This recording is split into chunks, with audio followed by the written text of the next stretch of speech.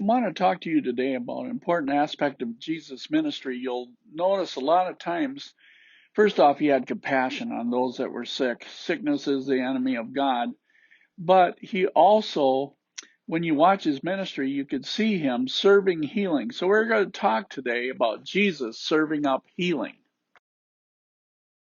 We'll be reading out of Mark chapter 5 today, starting with verse 21. It's an interesting area of Mark's book in chapter 5. And when Jesus crossed again in the boat to the other side, a great crowd gathered about him, and he was beside the sea. Then came one of the rulers of the synagogue, Jairus by name, and seeing him, he fell at his feet and implored him earnestly, saying, "My little daughter is at the point of death. Come lay your hands on her, so that she may be made well and live." And he went with him, and the great crowd followed him and thronged him. Now notice, Jesus didn't say anything about changing what Jairus had asked. That's really important. Let's look at what Jairus did. First off, he fell at his feet in reverence. It's really important that we don't treat God like a genie in a bottle, bring him out and tell him what to do. We must keep our eyes on him, that he is our source of everything that we have. But when it comes to healing, we must reverence that healing, because that is life. So he fell at his feet in reverence. Then Jairus made an urgent appeal for his daughter out of love. You can imagine if you're a parent and this is your daughter or son, and there's nothing you can do. He basically was like begging Jesus, please do something. But then he got specific. He said, made a specific request to come and lay his hands on her. So he's asking Jesus to come to his house, lay his hands on his daughter. And the desired outcome that he said, she will be, this is what Jairus said out of his own mouth, she will be made well and live. That's the extent of what Jairus said. Keep that in mind for later on. So now remember that Jesus is on his way to Jairus' house. But now we go to Mark 5:25. There was a woman who had a discharge of blood for 12 years and who had suffered much under many physicians and had spent all that she had and was no better, but rather grew worse. She had heard the reports about Jesus and came up behind him in the crowd and touched his garment. For she said, "If I touch even his garments, I will be made well." And immediately the flow of the blood dried up, and she felt in her body that she was healed of her disease. And Jesus, perceiving in himself that power had gone out from him, immediately turned about in the crowd and said, "Who touched my garments?" And the disciples said to him, "You see the crowd pressing around you, and yet you say, 'Who touched me?'" And he looked around to see who had done it. But the woman, knowing what had happened to her, came in fear and trembling and fell down before him and told him the whole truth. And he said to her, "Daughter, your faith has made you well. Go in peace and be healed of your disease." There's a lot of things in this account that we need to consider. The first thing we're going to consider, I want you to look at here and think about: who heard, who spoke, and who was healed? Who heard, who spoke, and who was healed? Now here are the specifics. This woman, 12 years with this illness, had suffered with medical treatments under doctors. And I'm not against doctors at all. I thank God for doctors. But there are, when you go through treatments, there are many treatments that hurt and you suffer under them. And then these treatments are very expensive. So she spent all her money. She didn't get better, but rather grew worse. And I've met people, this is frustrating to me as a pastor, because sometimes we do things in the natural and people don't get better, they get worse. They've called us to hospitals to pray for them, and we want to see what Jesus did here. That's what I'm pressing for. I want to see more of the outcomes that Jesus got. So she didn't get any better, rather grew worse. heard reports about Jesus. The woman heard reports. She probably was somewhere where they were talking about various ones who had been in the crowd that he had healed. And so she listened. And what else? She's got nothing else. She's spent all her money. There's no more that she can do for herself. So she came in the crowd, and she could have been stoned for coming in the crowd. Because when you had an issue of blood, you weren't supposed to be out in public. Their law said you could be stoned and put to death. She said to herself, okay, the woman said, so the woman heard, the woman spoke to herself. She said, if I touch even his garments, I will be made well. And she believed what she said to herself. There's a lot of things going on every day in your life where you're talking to yourself inside. It's really important what you're talking about to yourself and what you're believing about a situation. So she said, if I can just touch his garments, I'll be made well. And she was believing that. Now, where had she ever seen that done before? I don't know. She probably never saw it. Maybe she heard about it or something. I don't know. But anyway, she formulated the option herself. Okay? There wasn't any prayer line. There wasn't any things going on like that. There wasn't 24-hour prayer going on around this woman. She was all by herself. So she said, if I touch the hem of his garment, I'll be made well. Immediately, she was healed of her disease. Now, I want to ask you, did Jesus control her healing? Think about it. Think about what we just read. Jesus wasn't in control of what happened here.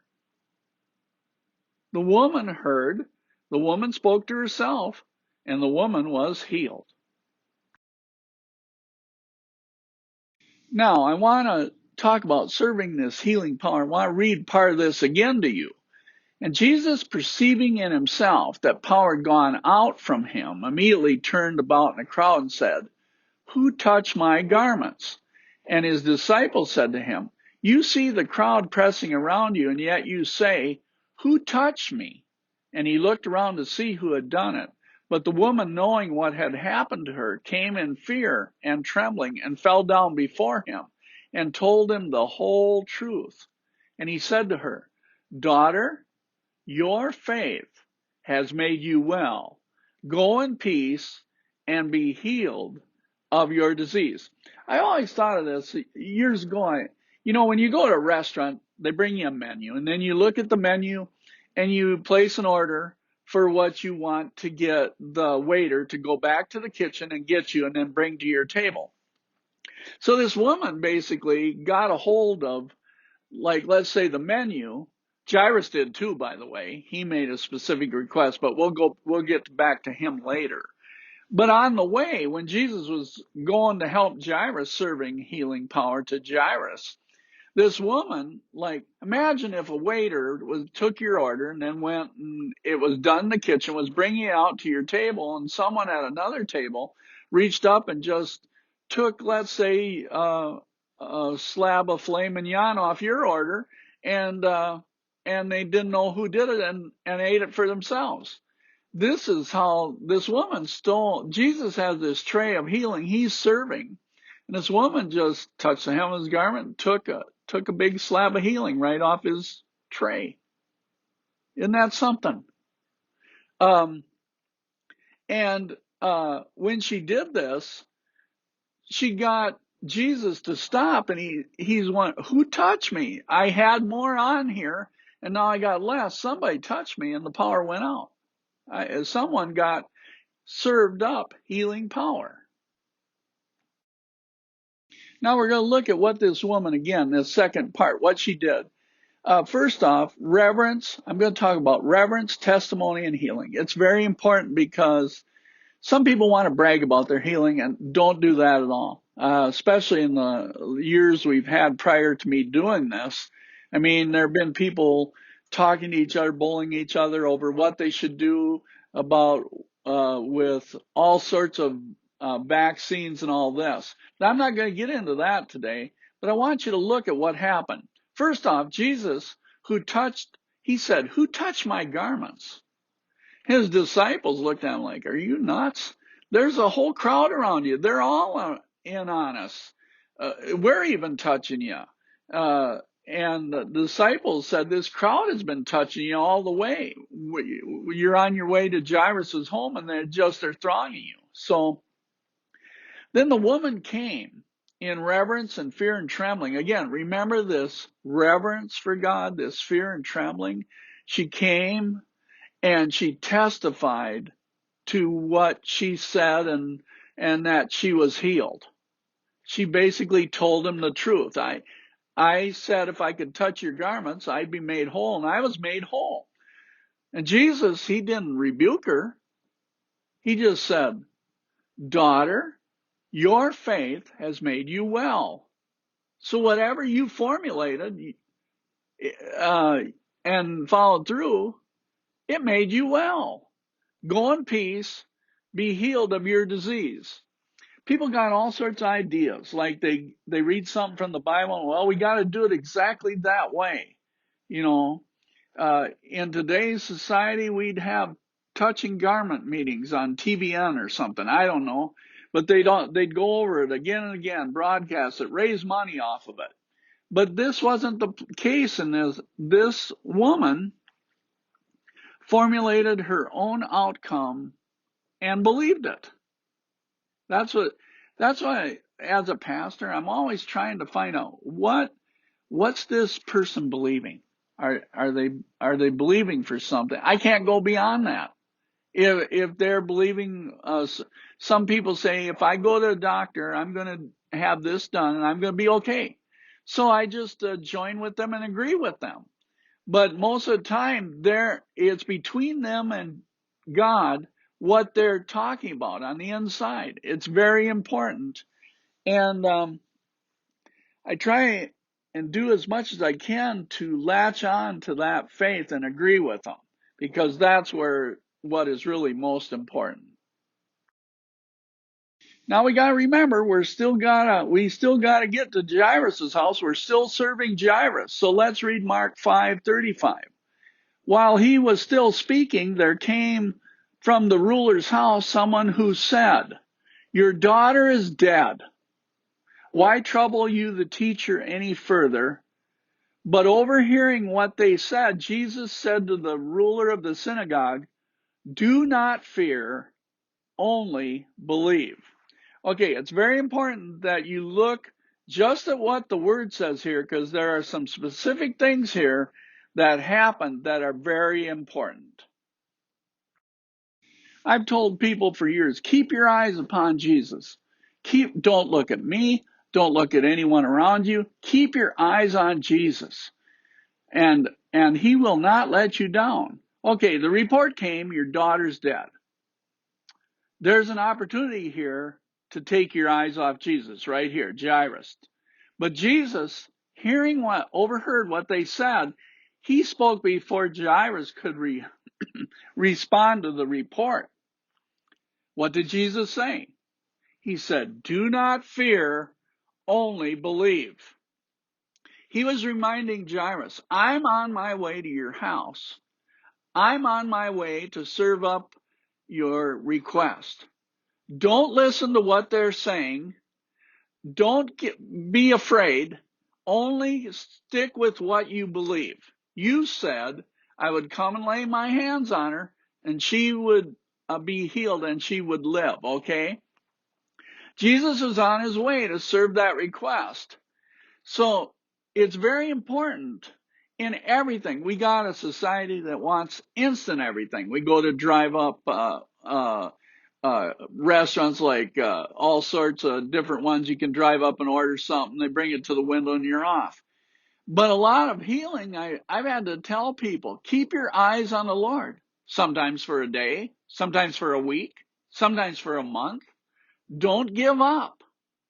And keep your eyes on him. Remember what you asked. Keep your thoughts on what you asked. Talk to the Lord about it between you and the Lord. Read your Bible. What's he saying to you about what you asked? And I'll try and focus on that, because Could you imagine someone going to a doctor, having surgery, and in the middle of surgery, the person just says, okay, I'm done, gets up and leaves with cut open and everything? No, you got to stick around till the procedure's done. Some procedures are quicker than other procedures. So this is what Jesus is saying. Do not fear, only believe.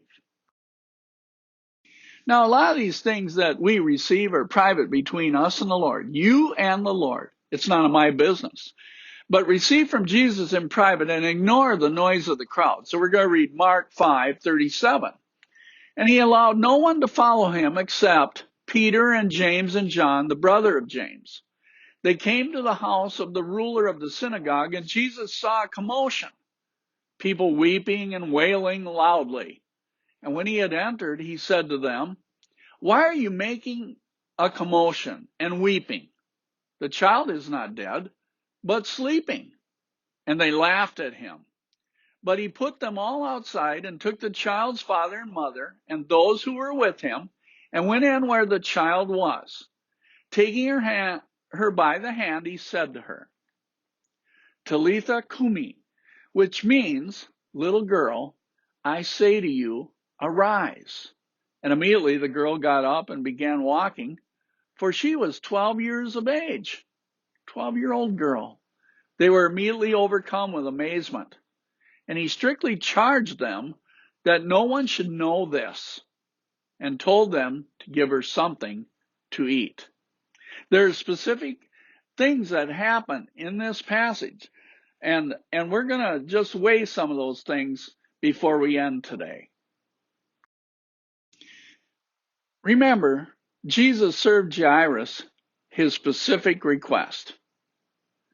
He only allowed certain disciples in the room. He put all the weeping and wailing people, all the people making a loud noise, he put them out of the room.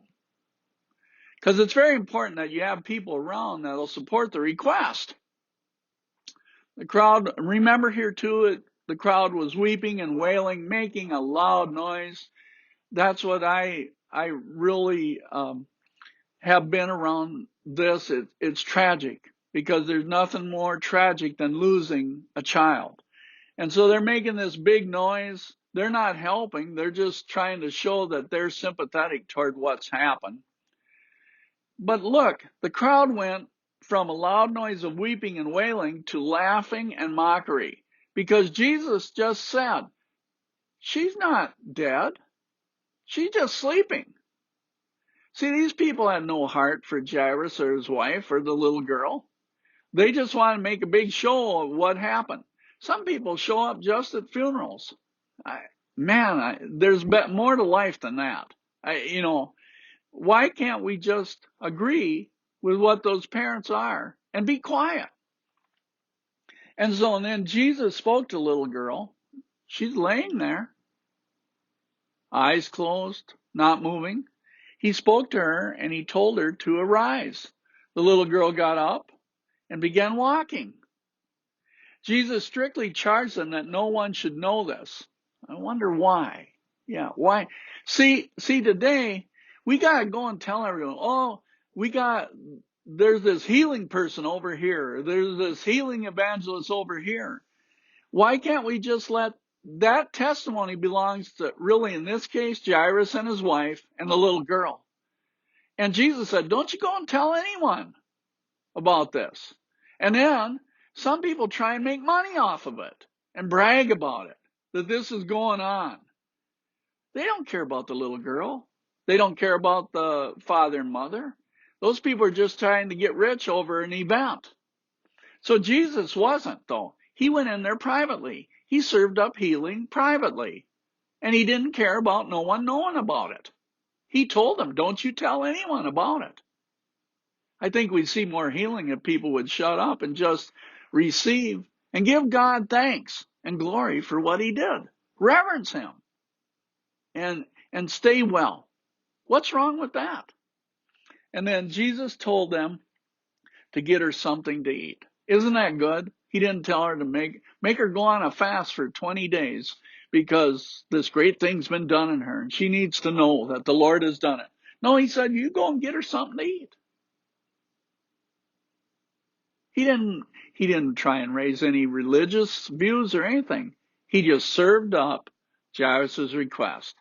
Thank you for listening today. Have a great day.